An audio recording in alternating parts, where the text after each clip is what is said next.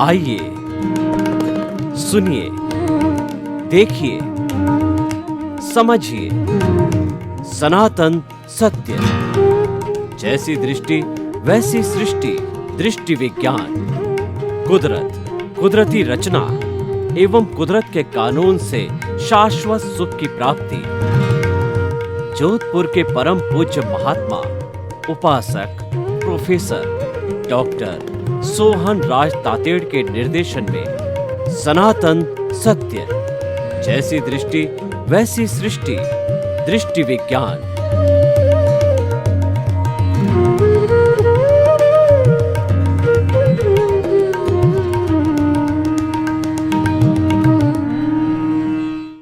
मातृशक्ति को नमन। आज हमारा बहुत सुंदर विषय ध्यान के 4 प्रकार। ध्यान देने बिना हमारा कोई भी कार्य सफल नहीं होता है।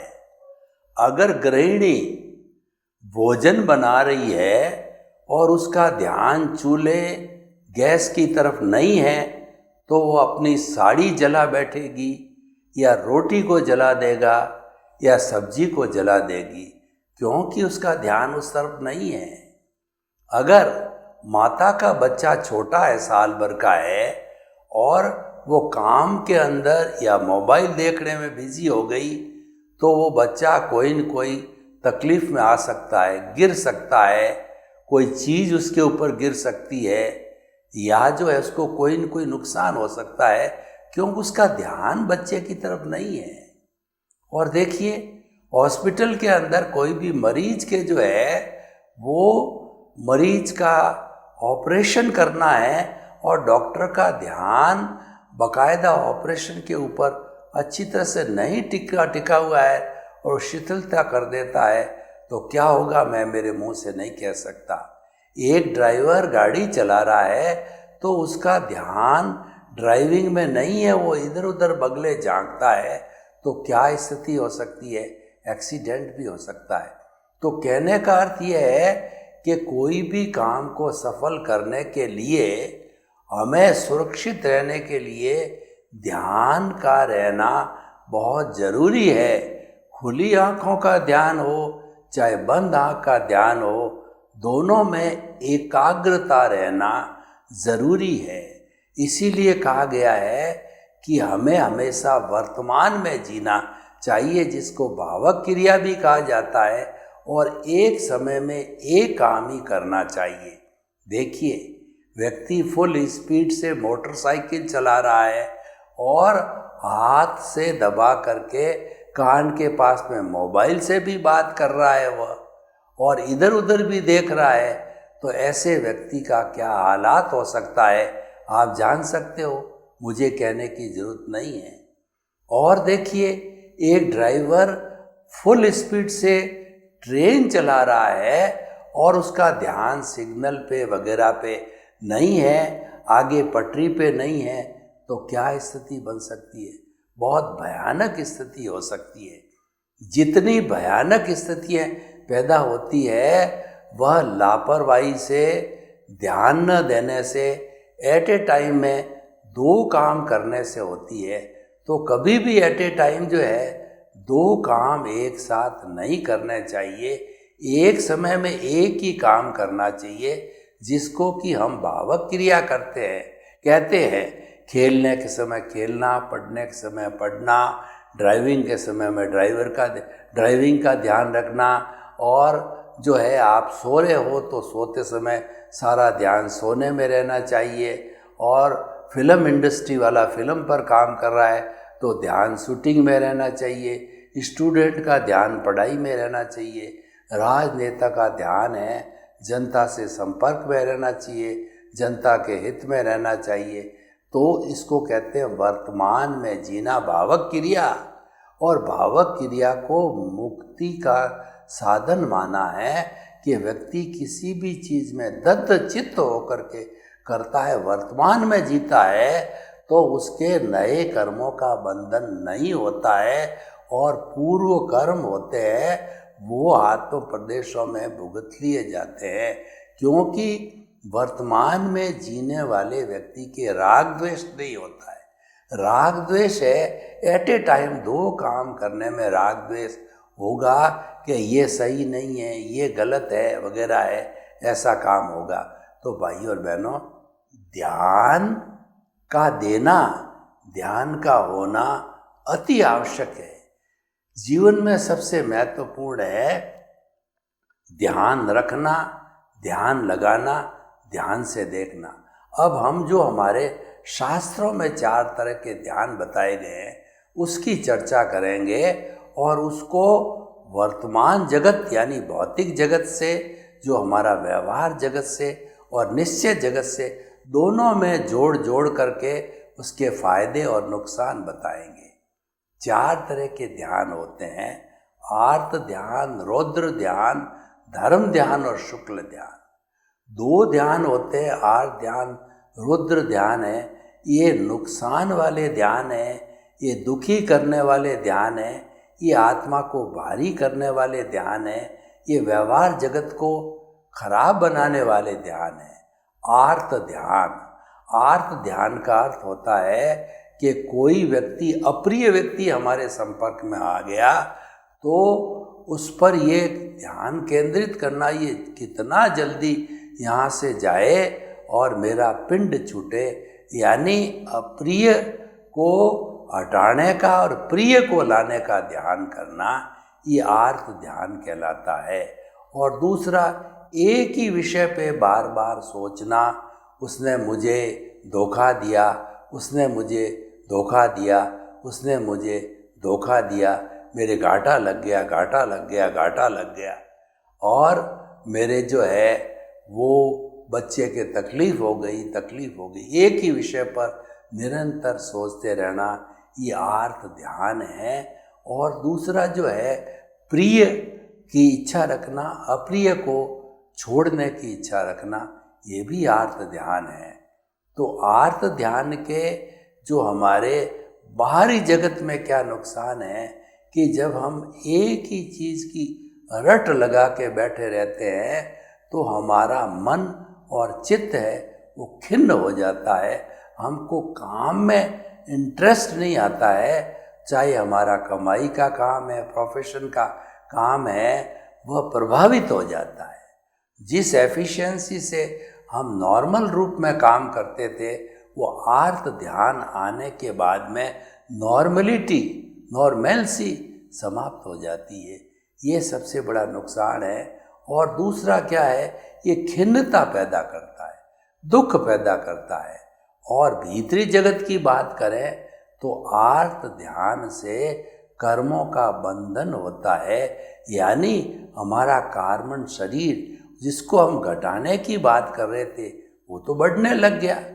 24G 26G बनने गए और 2G बन के रह गए। 24G मतलब हम इंसान हैं, 26G बनने का मतलब हमारे कर्म शरीर ज्ञान को घटाना, तो ये हो नहीं पाया। 2G का मतलब ये हो गया कि वो ज्ञान और बढ़ गया। तो इस तरीके से अध्यात्म जगत के अंदर आर्त ध्यान से नुकसान है, व्यवहार जगत के अंदर आर्त ध्यान से नुकसान है। ठीक है, आपको कोई तरह का कष्ट हो गया, यानी कि आपसे प्रिय जो है वस्तु आपसे छूट गई, ठीक है, तो अप्रिय आपके संपर्क में आ गई, तो वो तो आपके हाथ की बात नहीं कि वो तो संजोग है, वो उदय और प्रारब्ध है। आ जाएगा तो आप उसमें मध्यस्थता रखो, उसमें नॉर्मल रहो, कोई प्रतिक्रिया मत करो। कोई भी व्यक्ति अप्रिय आया है तो उसकी बात को स्वीकार मत करो, तो अपने आप वो शांत हो जाएगा। और आप जब प्रतिक्रिया नहीं करोगे तो आपको वो कष्ट भी नहीं देगा। कष्टकारी कब होता है कि हम अप्रिय जो साधन होते हैं उनकी जो है हम जो है कहना प्रतिक्रिया करते रहते हैं। प्रतिक्रिया करना, राग द्वेष करना, उससे राग द्वेष बढ़ता है हमेशा। राग द्वेष को घटाना है, सहनशीलता रखो, समभाव रखो, कष्ट सहिष्णुता रखो, धैर्य रखो, श्रद्धा और सबूरी। जो साईं बाबा ने कहा कि कोई भी काम में सफलता पानी है तो उस काम के प्रति श्रद्धा पैदा करो कि ये काम मुझे करना है, मैं कर सकता हूँ, मैं करके रहूँगा, ये अच्छा कार्य है, ये हितकारी कार्य है, ये लोगों के भले का कार्य है, मेरे भले का कार्य है, ये तो श्रद्धा हो गई। और सबूरी क्या है कि उसमें कोई व्यवधान आता है। जब हम कोई भी काम करने जाते हैं तो उसमें कई स्ट्रगल आते हैं, कई समस्याएं आती है। कोई बात नहीं, समस्या आई तो उसका सॉल्यूशन सोचो। हर समस्या के साथ में समाधान जुड़ा हुआ है, तो उसका सॉल्यूशन जो ढूंढोगे तो वो सॉल्यूशन मिल जाएगा, क्योंकि समस्या के साथ समाधान आता ही है। तो इस तरीके धैर्य रखना होता है। तो हम जो है ये बात कर रहे थे कि हमको जो है कोई भी जो आर्त ध्यान है उसके अंदर हमको धैर्य रखना चाहिए और आर्त ध्यान करने रोकना चाहिए उस आर्त ध्यान को। आर्त ध्यान हर तरीके से हमको नुकसान पहुंचाने वाला है, चाहे हमारा व्यवहार जगत हो या निश्चय जगत हो। दूसरा जो ध्यान है रौद्र ध्यान। रौद्र ध्यान है ये हिंसा के भावों वाला ध्यान है।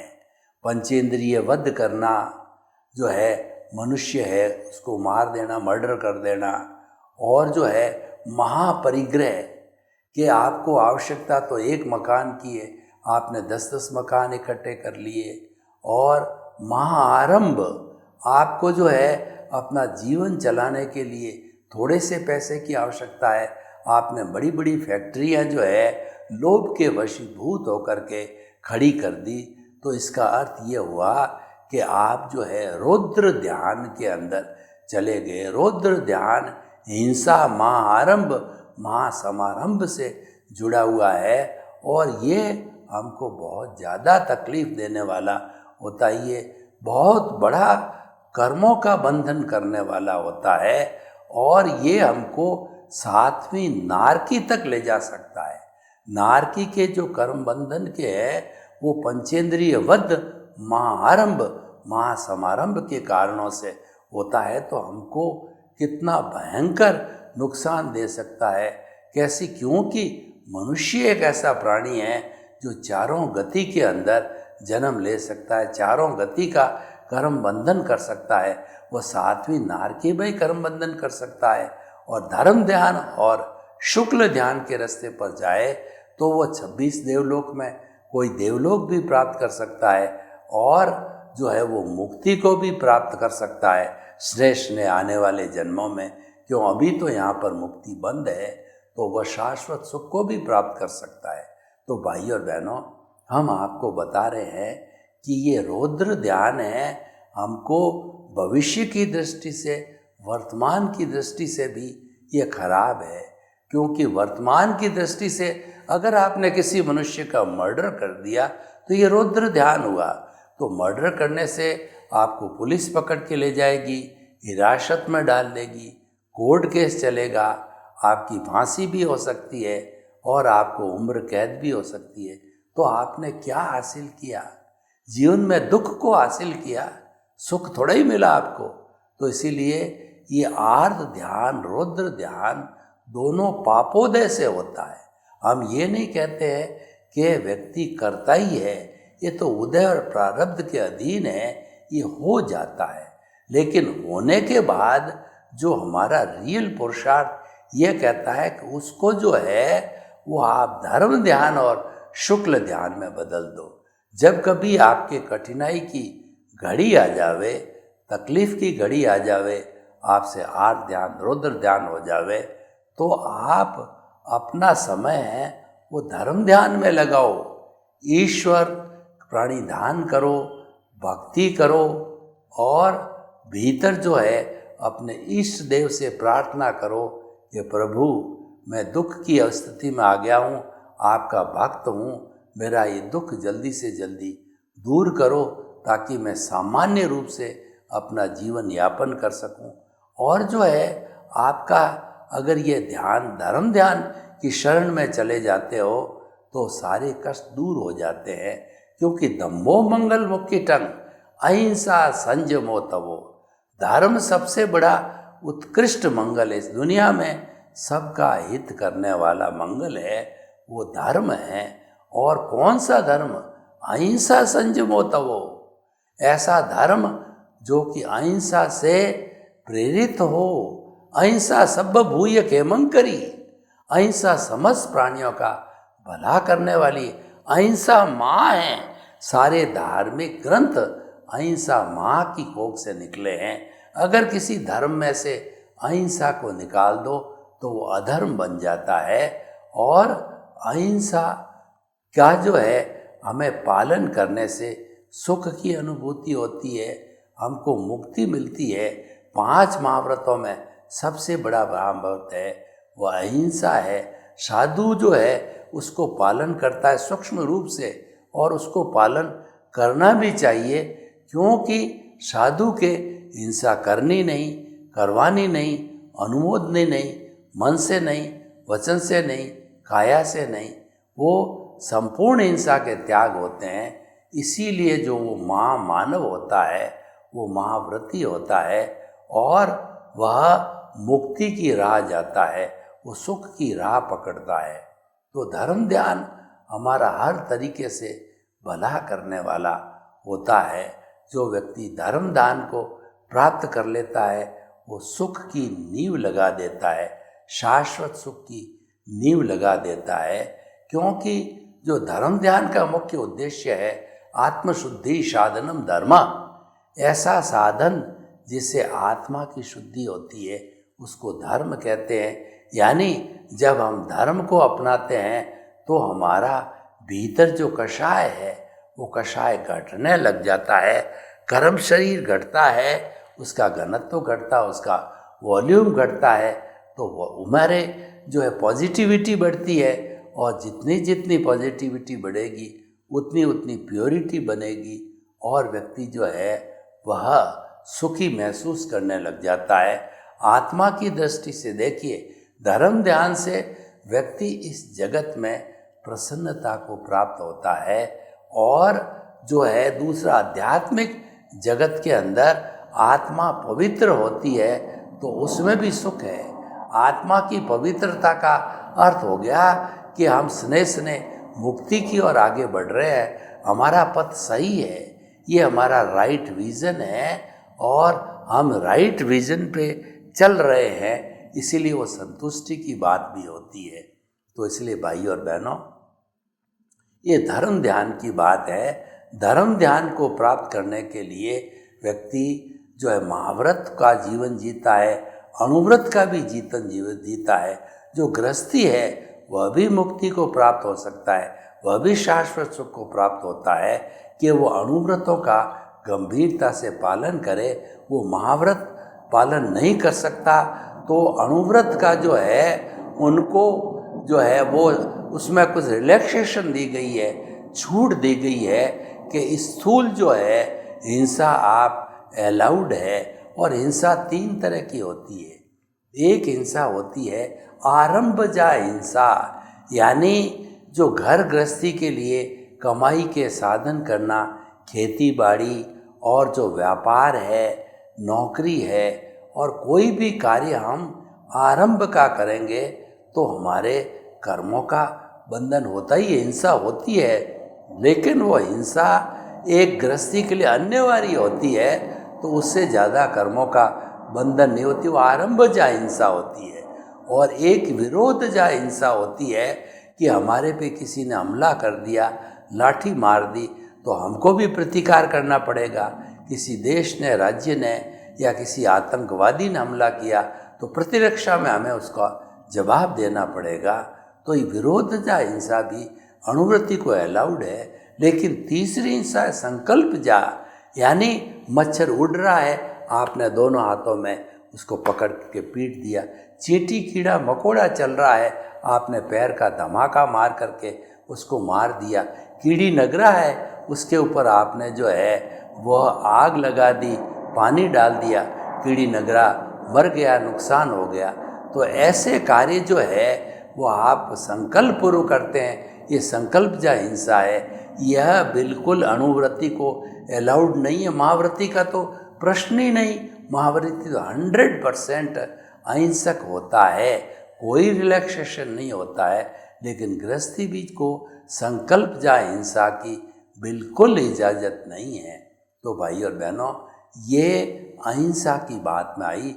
इसी तरह से सत्य होता है, चोरी होता है, ब्रह्मचर्य होता है, अपरिग्रह होता है। ये 5 महाव्रत पाले जाते हैं और 5 ही अनुव्रत को छूट के साथ पाले जाते हैं। तो हम आपको बता रहे थे धर्म ध्यान की बात। ये सारा धर्म ध्यान से जुड़ा हुआ है। धर्म ध्यान से प्रेरित होकर के कोई भी व्यक्ति साधु जीवन स्वीकार कर सकता है और गृहस्थी जीवन जो है वो 12 व्रतों को स्वीकार कर सकता है, अनुव्रतों को स्वीकार करते हैं। दोनों रास्ते अपनी अपनी मर्यादा में अच्छे हैं और दोनों रास्तों की जो अंतिम मंजिल है वो मुक्ति की मंजिल होती है। वो जो है इस सांसारिक कार्यों से छूटने की मंजिल होती है और वह जो शाश्वत सुख प्राप्त करने की मंजिल होती है। मैं जो है उन सूत्रों की बात करता हूँ जो कि हमारे जो है कि इनके 4 प्रकार के ध्यान के क्रम के अंदर आते हैं। तो वो सूत्र कौन कौन से हैं? वो सूत्र है कि हम जब कभी भी कोई भी चिंतन करें तो किसी के प्रति मन में बुरे भाव नहीं आने चाहिए और मन में किसी के प्रति जो है रोष की भावना या उसको जो है निमित्त मानने की, उसको कर्ता मानने की, निमित्त निर्दोष अकर्ता और शुद्ध आत्मा स्वरूप ही हरे को समझना चाहिए।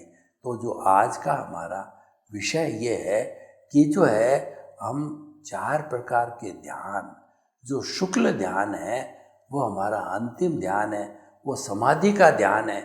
और उसके अंदर जब हम लीन हो जाते हैं तो सबसे पहले हमारी आत्मा जो है शुक्ल ध्यान की अवस्था में जाने वाला पहले जो है वो 8वां गुणस्थान तक आएगा।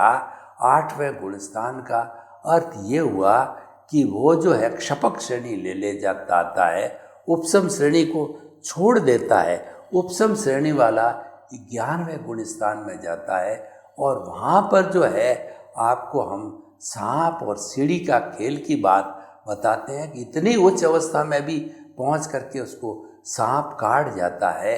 यानी कि उसका जो मोह है वह एक चिंगारी के रूप में पड़ा हुआ था और जब हवा चली और वो चिंगारी भभकी तो भभक करके उसने पूरा दावानल बना दिया, उसने सभी वस्तुओं को लीन लिया। तो इसीलिए जो है वह सारा जो है वह शुक्ल ध्यान की अवस्था को हमें लाना चाहिए। शुक्ल ध्यान की अवस्था को प्राप्त करने के लिए हमें गहरा मेडिटेशन करना पड़ेगा, अभ्यास करना पड़ेगा।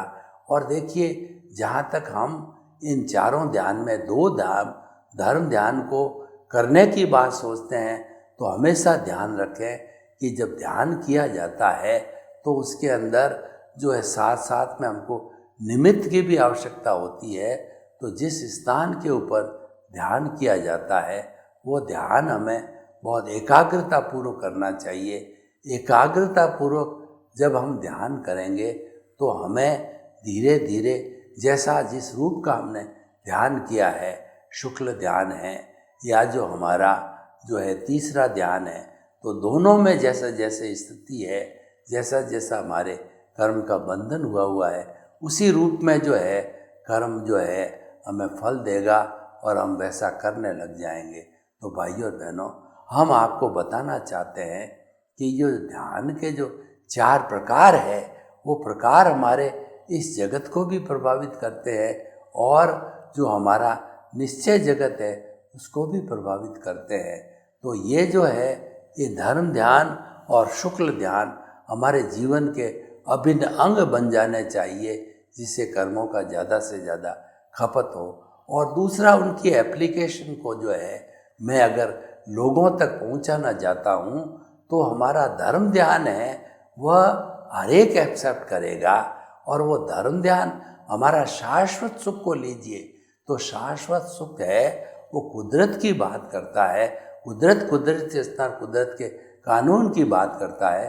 तो हम भी आपको बताना चाहते हैं कि जो व्यक्ति धर्म ध्यान को अपना लेते हैं वो कुदरत को अपना लेते हैं और कुदरत अपने आप में जो है एक बहुत अच्छा कार्य करती है, संजोग का कार्य करती है। कुदरत का मुख्य काम है कि जिस जीव का जैसा उपादान होता है उसी उपादान के अनुरूप जो है वो अलग अलग साधन जुटाती है और वह उस उपादान के अनुरूप रिजल्ट को भी प्राप्त करता है। तो भाई और बहनों, हम आपको बताना चाहते हैं कि 4 तरह के ध्यान हैं, ये जीवन के अंदर बराबर उपयोग के अंदर लिए जाने चाहिए और हम धर्म ध्यान को जीवन का अभिन्न बनावें, एक जीवन का लक्ष्य बनावें कि हम 24 घंटे में से इतने घंटे ज्ञान करेंगे और जो ज्ञान का ध्यान किया जाता है वह वास्तव के अंदर हमारे कर्मों को बहुत खपाने का स्थान बन जाता है। कॉजल बॉडी तो कम होती है, गिरती है, साथ साथ के अंदर हमारा जो इन 4 धर्म के माध्यम से भौतिक जीवन है या आध्यात्मिक जीवन है उसमें कितना परिवर्तन आता है।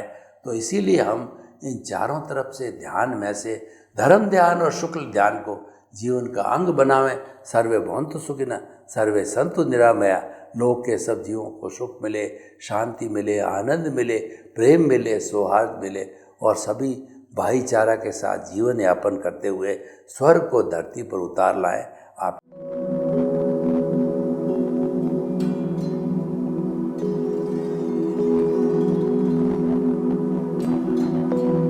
एक ऐसा अंतर्राष्ट्रीय ख्याति प्राप्त मानव जो गुरु प्रेरणा से पिछले 20 वर्षों से वानप्रस्थ जीवन जीते हुए 24 घंटे मानवता की सेवा में संलग्न है।